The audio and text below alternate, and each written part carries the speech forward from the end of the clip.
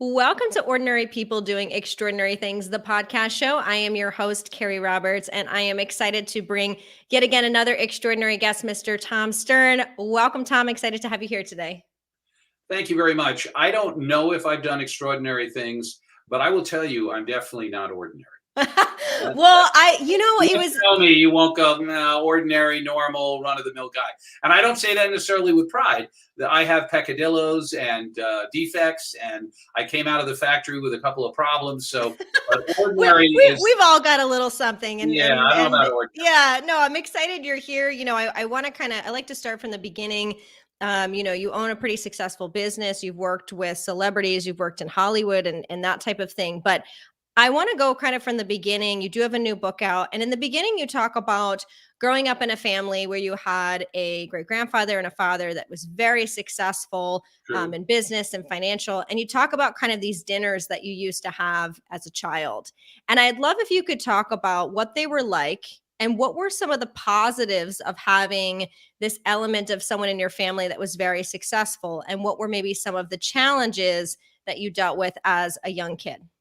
Sure, absolutely. Great question, and great to be here on the show. Thank you, Carrie. So, first of all, a lot of times, sadly, our dinners were like a performance review or a business meeting. My father would go around the table, and we had to be interesting. We had to be accomplishing things. And I would talk about the book that I was reading or the friend that I had met who was really interesting. And everything had almost an element of auditioning, maintaining your position in the family. So there are two things when that happens. One, on the emotional scale, very, very depreciating. It doesn't create intimacy. You feel as if your value is what you do, and it builds actually a barrier against intimacy. On the other hand, you really learn how to work under pressure and sell yourself. So I learned quickly what to highlight, how to anticipate my father's responses, how to frame my experiences. And that was all good, but at a terrible cost, honestly. And it's just something in the culture of my family. My father and I wrote a comic strip that lampooned all this called CEO Dad. And in it, I said that CEO Dad's family would be everything he wanted it to be if he was not in it. And that was kind of, unfortunately, with my dad, who meant well and really valued family and was so responsible and a great provider, but he did not understand the currency of intimacy. He thought you could legislate it, you could organize it, and you could demand performance from your kids. And it was for their benefit. And it's true, to achieve, to excel, to optimize your ability is a great thing, but not in a parental relationship at the cost of your humanity. So I was a very frightened kid. And as a result, I was always under the gun. And as opposed to my sister, who was just an adorable girl, and this was a point when, different time, male chauvinism, girls didn't have to perform as much as boys. They just kind of showed up. If they were cute and adorable, well, that's great. My brother was super handsome, great athlete, really good in school. So although he wasn't as verbal as I was, he certainly knew how to play the game, and it was sort of a given that he was doing well. I had ADD and dyslexia, was getting terrible grades, thrown out of my class, a goofball. So I had to distract and deflect with shiny objects. So you learn a lot of skills, but you can underneath it feel pretty hollow and not loved. Here's the good news. I got to watch someone who was very successful. I got to see him in action, how he would shake somebody's hand. He had this way of going, Al Stern, nice to meet you. And you just felt like he's in charge. He'll be the chairman. I'm going to watch out because I don't want to get in his way. And it was just a way that he positioned himself, the way he smiled, a tough handshake, the energy, the staccato delivery. And the other was to listen to him on the phone. I'd be in the bedroom and he'd be on there. Well, Bob, we can't really do that. We've got to look at EBITDA, and also we've got to decentralize and this and that.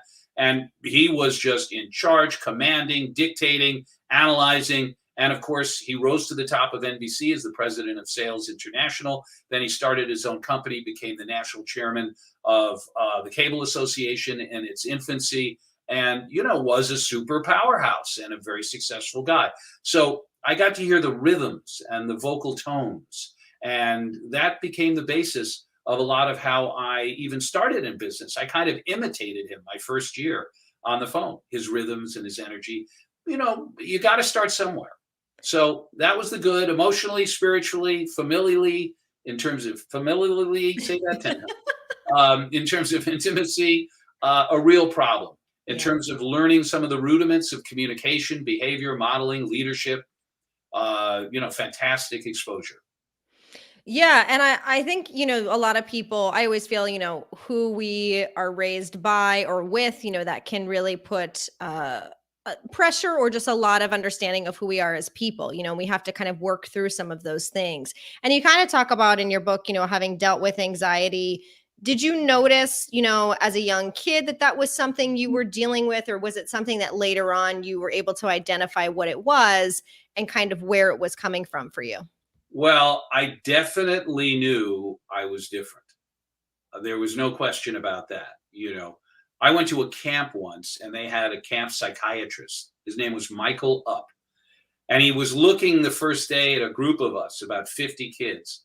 And he saw me in the corner talking really fast with kind of little twitches and this ball of hyperkinetic energy and anxiety. And he said to the head of the camp, I'd like to speak to him. So when you're picked out of a group of 50 strange children by a psychiatrist who is intrigued by you, I was, of course, very flattered. I assumed that I was fascinating and brilliant, but part of me also wondered, I wonder why the doctor wants to talk to me. Plus, I was sent to shrinks from like 4 years old. I was looking at Rorschach tests. My parents were, Jewish, and not that this is only the domain of Jews, but health, doctors, education, obsessed with getting the best. My mother was like, oh, you must go to Dr. Tarshish. He's the best orthodontist. Oh, yes, no one is in his league. Later I found out that Dr. Tarshish was a pedophile. So a whole other discussion, and we won't go into that. And that he actually was telling me to rinse and spit. To this day has me nauseous, but I got away scot-free. And obviously pedophilia in general is not a funny subject. Right. But so, yeah, there was all this emphasis on making Tommy perfect or right or straightening him out. But again, at the cost of, why don't we give Tommy a hug or find out what's wrong or investigate? So, it's interesting that I turned to sales and to persuasion and to promotion, because I think it was the only way that I could be heard. And, it was later that I learned that sales actually could be about intimacy. And the more and more you dropped your anxiety, the more you created a connection and trust, the more you could get to know people that you did business with. But for me, for years, it was about proclaiming things. And so I knew I was anxious because every night I rocked on my bed back and forth like a gibbon or some, crazed chimpanzee to try and cool my nerves. My sympathetic nervous system was just out of control because I couldn't get the love at home. I couldn't function in a high pressure private school called Dalton, which was sort of, a shishi place to go. And I didn't know where to fit in. And so I developed an imagination. When I would rock, I would imagine myself, doing incredible things, being in control. And then I also started to play with my voice and my imagination through vocal changes and imitate my father and imitate Louis Armstrong. And I found that when I changed my voice, I felt different. And I took on a different emotion and a different style of communicating. Little did I know that vocal intonation and what is often referred to in a general scientific terms as paralanguaging, the nonverbal aspect of communication, would be the key to my success. Then it was just a distraction, a way to escape into my own little universe and distract myself from the paralysis of being not good enough. Yeah. And, it's interesting too, as I was reading about your book, you had gone into some acting and improv classes. I'm a dancer, and I always think about how much dance has helped me in the work that I do, that kind of performance level. And you talk about that in the book about being able to improv during certain things. But before you kind of got into traditional sales and owning a business, you decided to do stand up, and you were kind of in that same startup period where Jerry Seinfeld and some others along that time were there. what made you say, okay, was it just because you were enjoying these voices? But what was it about you that said, okay, I think I want to try stand up and see how it Well, I goes? was fascinated with comedians. Don Rickles in my Yes. generation was hilarious. Today, he would be so politically incorrect. I don't know where he would perform, but he made fun of different ethnic groups. He somehow did it in a way that even they thought was funny. But today, it's just too hot coals for anybody to walk on, no matter how whimsical or cute they are. But I love Don Rickles. And I loved other comedians. I loved their energy. I loved the idea of irony. And I also loved making my mother laugh, which drove my father crazy because he had the sense of humor of a wax figure. I mean, he just could not make anyone laugh. I used to listen to his speeches when he was the chairman of PBS and was like, this is going to be a very exciting year. And we're all really excited about the possibilities. Wow. So I went the other way, and humor was how I kept myself alive in classes because I was never prepared. And so it became part of my character, another arrow in the quiver for my own survival. And so stand up was something I started doing in college, and I started getting laughs. And then I became sort of the school star and did a one-man show. Excuse me. And tuberculosis, by the way, it's minor, really. I'll be fine in about 6 years. Anyway, so I went to New York, all emboldened that I would be a superstar. I got into the Copacabana, beat out 50 comics. I thought, wow, I really am a genius. I went to Catch a Rising Star, the #1 club. First audition, you're in. Great job. I'm a genius. 6 months, Johnny Carson. I was told all my friends. And then my first night, and I've told this story before, I watched Robin Williams, Richard Belzer. People don't really know who he was anymore, but he was a big deal in New York.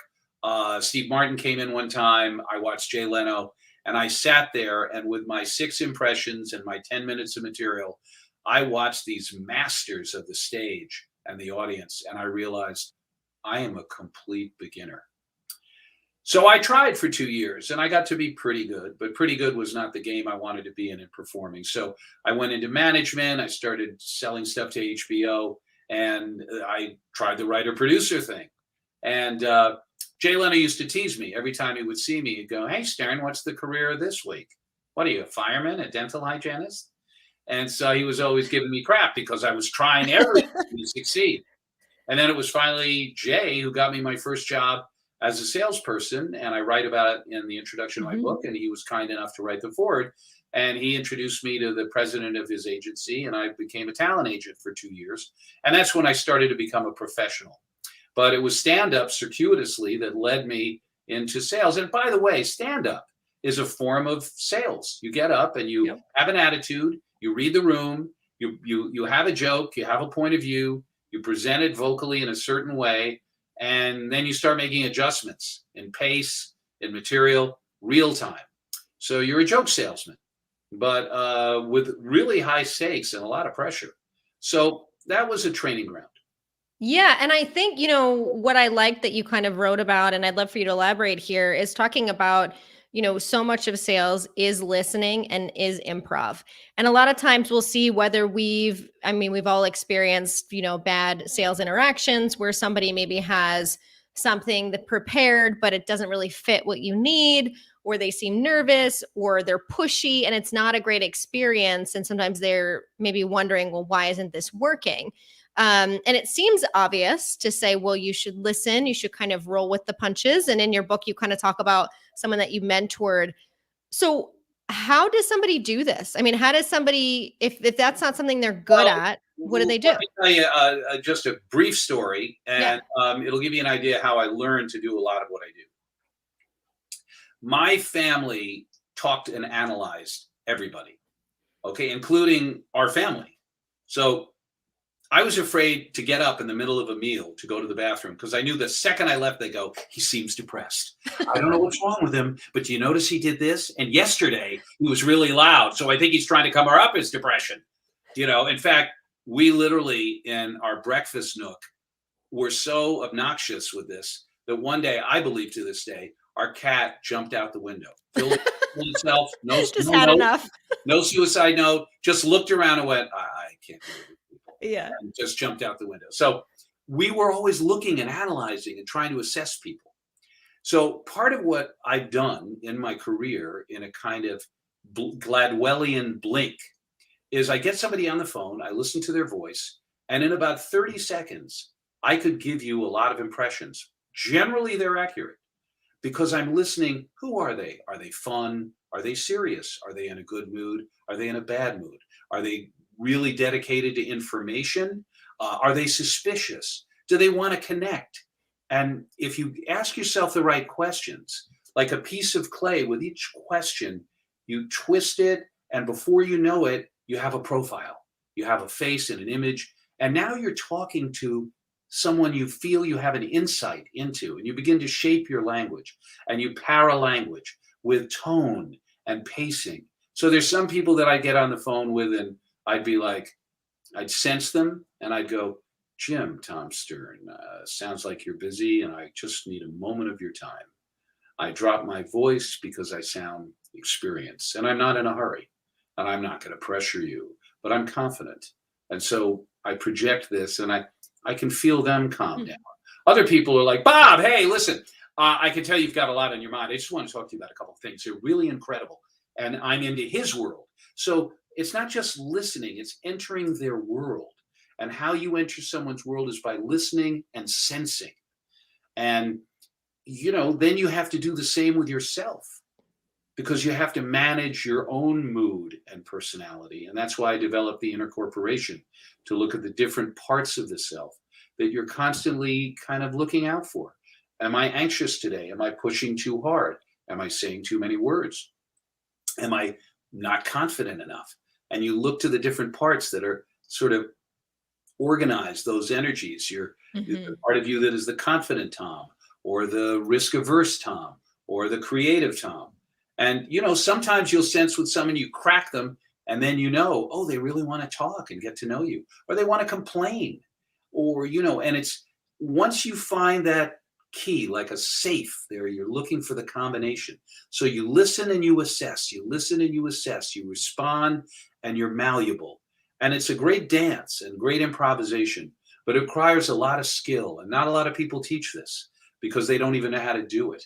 Oh, there's vocal modeling. They talk about imitating the person's voice. That's not bad. It's a good beginning. But there's so much more nuance to human beings, their emotions, their personality, their character, who they are in the moment, how they make decisions, and sensing that.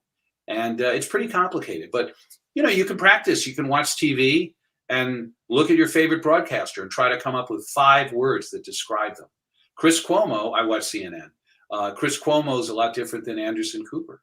Cooper's more buttoned down. Chris Cuomo's kind of from the neighborhood, really bright with big words, but, kind of brash. Don Lemon, emotional, upset by things, wants to let you know, create that common ground, a different kind of intimacy. And you can sense it in 10 seconds if you're really listening, sensing, and assessing. Love it. I 100% agree. And, a lot of times you have salespeople, it's very common in corporate, where there's pressure to hit a quota per month. And sometimes there's that anxious feeling of, which you talk a lot about in the book, of, okay, I've had to hit this number. I have to hit this number, okay, they don't like me. And this kind of inner monologue that's going on. Do you have any thoughts or tips on how to kind of deal with that inner voice of anxiety? Sure. While also dealing with, how do I meet that quota, whether or not it's realistic or not, given by the boss or manager? Well, 2 great questions, Carrie. The first one is, what I talk about in the book is finding a name for your inner critic. Or in this case, it could be, for a woman, Katie Catastrophe, or Carl Catastrophe. But give them a name. In the book, the teacher, the student comes up with the name Fluffy for his inner critic.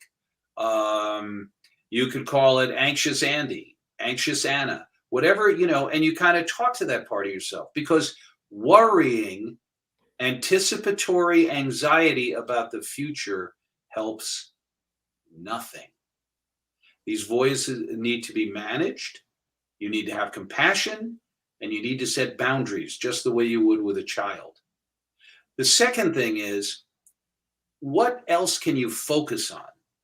I love to talk about tightrope walkers because there's no more high pressure, live or die kind of exercise that I can think of. And they never look down. You don't see them going, oh my God, the Niagara Falls, I'm dead. They look straight ahead. They sense the winds. They give themselves all these other things to think about. And they do it because there must be something they enjoy about that level of muscular control, Yeah. and feeling of balance. And well, that's what a salesperson and communicator has to do. So you have to focus on the buffet in front of you of performance opportunities, the movie of being the performer in the show of your life and in your business. And if the curtain's going up every time you talk to somebody, if it's opening night, it's very energizing. And then you're sensing, and then you're expressing, and you're sensing. And that's your focus. A hitter who's at the plate worrying about his slump will stay there forever. But if he's thinking fundamentals, feeling his wrist, getting his balance, and enjoying the rhythms of his body, eventually he will move away from the anxiety towards the expression and the experience. Yeah. That's really the salvation. Yeah, I mean, I think that's why I like that you talk about this kind of value of the arts in some capacity. Because like I said, I feel like with dance, I think you talk about that with acting. I mean, do you think that maybe actually there should be more creatives in sales, or that salespeople should be doing more performing arts? Do those things kind of go hand in hand, do you Well, I think, think based on you what we're can talking about? also, you can just give them targeted exercises. Yeah. For instance, take a word like yes. Okay? How many different ways can you say it, Carrie? You don't have to do it now, but there's yes, yes, yes, yes, yes.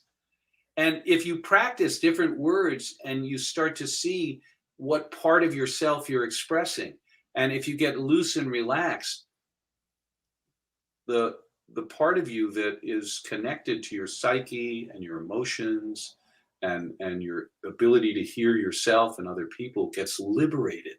And you Hmm. see that the issue with most communication, certainly professionally, is redundancy. Every day you do the same thing. Hi, I'm Tom Stern from Stern Executive Search. If you want to reach me, I'm at tom@sternexec.com. That's tom@sternexec.com. That's STERNEXEC.com. I look forward to speaking to you. Well, I'm exaggerating, but or you have the same presentation over and over and over again. Yeah. Well, like an actor who's been doing the same part for 3 years, how do you keep it fresh? By discovering new ways to talk about it, new moods to elicit, by adapting those different approaches to each individual. Suddenly, it's a fascinating art form. That's something you can sustain. Then you start having an advantage over the people you're talking to. You want to make your quota. First of all, stop worrying about it. Manage your anxiety by naming it and treating it like the child that it is. Get exploring the performance aspect of this. And then realize that you have an advantage over 99% of the people you're talking to because they don't understand any of this stuff. Hmm. And suddenly people are listening to you because you have a higher degree of expressiveness. You have a greater sensitivity. You have almost a preternatural capacity to read people immediately. Most people don't have that. And especially salespeople. And there are exceptions, of course. And if you meet someone of equal skill, great, you'll learn something. But suddenly you'll develop a confidence if you're truly a salesperson and you love it. If you dance, Carrie, Hmm. almost any partner you have, unless they're with the Bolshoi Ballet or they've been trained, you're going to lead on some level, or you're going to have a fluidity they're not going to have. Well, if you work these muscles all the time and you get potential clients or you get other individuals on the phone or in meetings, my goodness, you're like a weightlifter next to a skinny person who hasn't developed their muscles. You can win. You can effectively lead. And the important thing is to have the right values. So you don't lead so you can manipulate. You lead so you Yes. can inspire. Yes. You can create value for everybody and become a Pied Piper that people love talking to. Most of my career has been because people like listening to me. They like talking to me. Not everybody, and I do go on Yeah. a little too long sometimes. You might have noticed that. Well, But it's I was just going to say that because I think sometimes people forget that when they're in sales or doing sales that the other person's a human being and to just talk to them like a person. I know I've had that, I've experienced it, I've seen it, and it's always so strange to me. It's like this is a person as well. Which brings me to kind of, that next level. You've personally have gotten to a high level of financial success as well. Do you believe that there's any difference when somebody is hitting selling, 5 figures, 6 figures, 7 figures, when they're dealing with higher level clients? Do things need to change in the way that you do sales, do you think? sure, I think that you have to manage your need for success because you're talking to people where success is very natural. They've Mm. owned it for a long time. So you have to find that balance between zeal, which can kind of wake them up. There's a lot of successful people sort of, now I'm not going to say they're complacent, but that's almost become old hat. So if they sense some energy and aspiration, that's great. But if it's mixed with anxiety or the need to get something from them, terrible. So you have to connect with them. Entertaining them is good. They're bored with a lot of all the people who are approaching them all the time. Another simple thing would be developing your vocabulary. Now that's not true everywhere. There are people in real estate who didn't graduate high school, and but in the corporate world, the higher up you go, the more the better educated they are. And language, which you can demonstrate quite easily as you enter a conversation, can take control. And so I've learned a lot of words. I'm not using them today, and I don't use them all the time. But simple words, or maybe not. And throwing them away. Well, Jim, I think that kind of situation is ineluctable. But the point is, we're here to ameliorate a problem, and that problem has created a fissure in your organization, and that bifurcation has created additional stress, and it's a negative synergy that we have to abate. And how do we do that? Now, I just used about 6, 7 words. They may not actually even know all of them. That's okay. They're not going to let on that they don't. They might even look up the word later. And then sometimes I'll make fun of myself and how I use language. I'll say, listen, I can be a little verbose. My favorite word is sesquipedalian. Do you know what that word means? And they'll say, generally, no. I say it means using a large word when a small word will do. So I can be sesquipedalian, but I love language, and I think it's important to honor the English language. It's the foundation of all communication in this country, at least for most people. So, and probably the dominant language in the world. So, appreciating language, being really genuinely curious Mhm. about them as people, trying to have insights about them. Everybody's so afraid of successful people. They just want to suck up to them. Well, you want to be complimentary. You want to find real things that you can compliment them about, but you want to have insights. Jim, what I sense about you is that running the company at times is stressful, and that you need outlets and trusted advisors. Is that true? And are you getting enough support in what you're doing? And you're traipsing into you got to know the right moment. But if you find that right moment, just like opening the safe and finding the combination, they'll say, "Oh man, ooh, the numbers are down, stockholders are upset, and I don't want to say we're struggling, but it's a lot of pressure."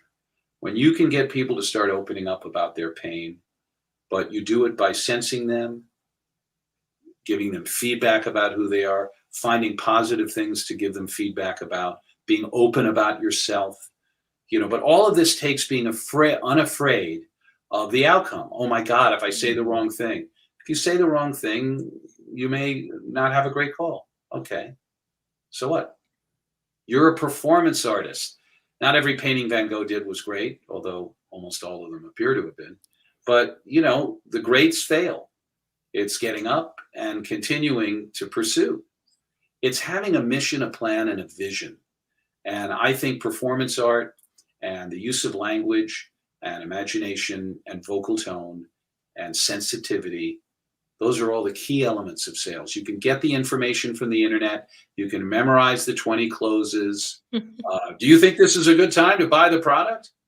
Don't you think this would be great for you and your family? Okay, those are fine, well timed. But Yeah. the other stuff is where the real heavy hitters live. Yeah, no, I am agreeing with so much of what you're saying, and I love how you're breaking it down. And again, so much we use that word soft skills, quite often. And I think, like you said, it's like there are some people that it's easier for them to get it, but as you're talking, it doesn't mean that you can't get those skills. There are things that you can work on, and as you mentioned, kind of managing that anxiety, trying some of these things. Do you have any advice for maybe anyone that is a sales manager, sales director, and they're wanting their team to perform a certain way and they've tried things, but it's not working? Is there maybe one tip that you would suggest to them at this time for maybe the next step they should take? Sure, I would suggest hiring me. Other than that, of course, Yes. and reading my book. Begin to think creatively about the people you're with. Everything I just said, Yep. you can apply to your team. Who are they? How would you describe them in 5 words? How expressive are they? Do they have a broad range of emotional expression? How many subjects can they talk about? Are they just pure, here's the product, here's the product, here's the product? Look for their limitations and encourage them to expand. But you have to get educated about how do you assess people beyond their numbers, beyond their performance, because just like track and field, easy to measure sales on the outside. But how do you measure on the inside who these people are? And if you really get to understand them and you have creative approaches, and, I would talk to them about getting a voice of authority, a voice of compassion, a voice of curiosity. I read a book about negotiating, big hot book, and it said, be curious, be this. All good statements. But how do you do that? Yeah. How do you express curiosity? I get that I'm supposed to be curious. For instance, one thing I would say to you, not that you've asked, so unsolicited advice can appear to be criticism. This is not criticism. You have amazing energy. You're just like a light switch. It comes on. You have a great smile, if I can comment on that in these politically tense times over things like that. But you have a great smile. You have great energy, great voice. And every question, you're just so invested. You're so believably interested. So you're a gifted communicator. That's why you have a show. But imagine, and maybe you do this, so I want to be fair. Imagine in an interview or a situation where you're trying to create influence, if you drop down and you chose a moment to go, so tell me, Tom, having a father like that must have been painful. You see, curveball, fastball, curveball. Now, I'm only using you as an example because we're here in this moment. But what are the vocal tones that are being presented to you by the people? What are the brands that they're creating? What's missing? What could they develop? But you have to have this sensibility. I get together and watch movies and look at how I know we're probably running out of time, but I just was watching Godfather 2 for like the 700th time. And Al Pacino is being told he wants to expand their empire in Las Vegas. And the new sheriff in town is saying, you got to pay me $250,000 for the license. And you got to give me 5% of all your hotels, not just the new one you want to get a license for. And because I don't like your kind and I'm squeezing you. And Pacino goes, you can give me your offer tomorrow. And Pacino says, I'll give you my offer today. And he says, what is it? He goes, nothing. Nothing for the license, which I would appreciate you paying. No money from any of my casinos. No inflated dollars of any kind. Now, he's a murderer, gangster, and I hope no one in your audience is, but it's still fascinating to watch the power and control and how understated it is. So it's not that you imitate everybody you see, but observe forms of expression that are powerful. And I know that's another 7-minute man. I like, I am picturing you like in your day-to-day life, just seeing people in movies and just like acting it out and testing it. Is that something that you do? Kind of. I mean, I will imitate a face while I'm watching just to feel I like love that. what's that like. And my first, my biggest impression when I was growing up was Jerry Lewis, and I think it was because, and a lot of people today don't even really know who he was, but he played in sort of an idiot man-child character, and I was so anxious and so confused, and he sort of embodied in a different way that for me, and I loved. Oh, hello. And I didn't, because they said again I was wrong. And I love the staccato energy and the anxiety of it. And so, do I use that in sales? No, but I might. I mean, it would be interesting. Maybe it would be good. Challenge It would be bad. You don't want it, but if you had it, no, you shouldn't. I was wrong. But one thing you can learn from him is like a car that's racing. He's turning every second. He's adjusting out of anxiety. But the speed with which he does it, you can do that when you talk. You go, you suddenly hit a staccato turn and you go, but that doesn't matter, because what we really need to talk about is this. And suddenly, now, when I talk about it this way, it sounds artificial. But when you have fun and you practice it, you're just expressing yourself. You're just leading through paralanguage. And it's an incredible feeling. And most salespeople want to have influence, not just money. If you're in it just for the money, you will burn out. I'm telling you. I love it. If people want to learn more about anything we spoke about, they want to get the book, they want to connect, where is the best place to do that? Well, you can just go directly to Barnes & Noble or Amazon and buy the book, Fear Less, Sell More. You can go to Tom Stern Central, which will tell you a lot about the book, and it has an article I wrote about why I wrote the book, and has all the other things I've done, the comic strip, the radio show, the blogs, the video blogs. You can get on my mailing list and get tips. And so, that's probably the best way. And my email, well, I don't want to give out my email. Go to Tom Stern Central and leave your information, and, or Amazon or Barnes & Noble. Perfect. And the last question I like to ask all of my guests, Tom, is what is one word or quote or mantra that you try to live by every single day? Verblungent.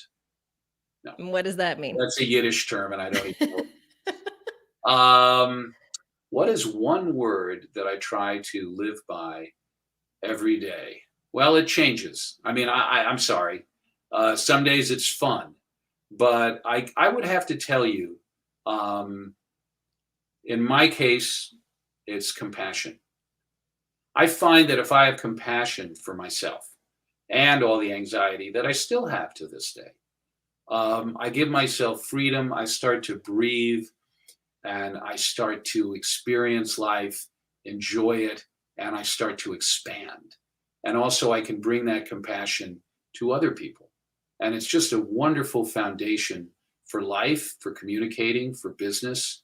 And that's a very powerful, you see, I've talked too much. I need to go on injured reserve now. I've pulled my but it's a powerful, powerful feeling and idea. Yeah. No, I love it. I am appreciative of you talking not only about compassion for yourself, but also how that kind of translates into compassion for others. So I thank you so much, Tom, for sharing your personal story, your tips, and also just who you are as a person and the mix of energies and just your like this acting ability. I love it. I love the energy that you have. And I thank you so much for being here this evening. Oh, Carrie, you're an incredible interviewer. You're just have so much energy and positive energy. And it's been truly wonderful being on the show.